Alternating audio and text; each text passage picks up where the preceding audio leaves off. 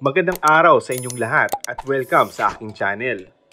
Sa kauna-unahang pagkakataon, game na sumalang sa Fast Talk with Boy Abunda, ang kapamilya actress na si Julia Montes.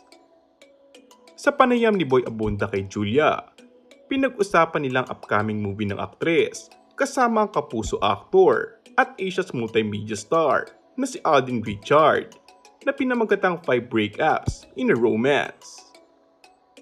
Bukod dito, dinaan din ng kwentuhan ni Boy at Julia ang kasintahan ng aktres na si Coco Martin. Sino si Coco sa buhay mo? Tanong ni Boy kay Julia. Sagot naman ng aktres, may knight in shining armor. Matapos ito, sa Talk or Dare, segment na programa, sinagot ni Julia ang tanong ni Boy kung engaged na nga ba sila ni Coco. Ayon kay Boy, marami umanong nakapansin sa singsing na suot ni Julia sa naganap na ABS-CBN Ball. Hinala ng ilan, ito na raw ang engagement ring ng celebrity couple. Noong last ABS-CBN Ball, people were talking about the ring that you were wearing.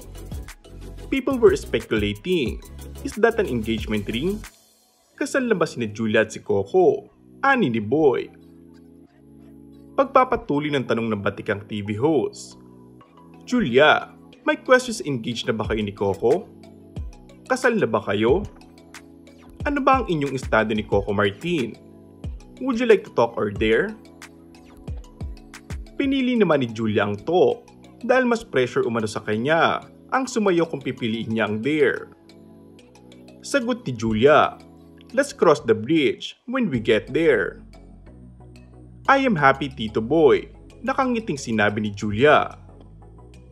Samantala, mapapanood na ang first movie ni Julia at Alden na 5 breakups in a romance sa darating na October 18 sa mga sinihan.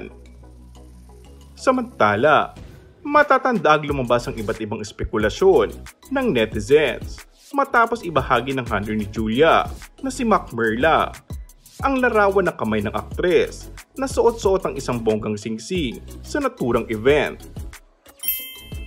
And that's all for our today's video. Kung bago ka lang sa aking channel ay mag-subscribe at pindutin na rin ang notification bell. Maraming salamat!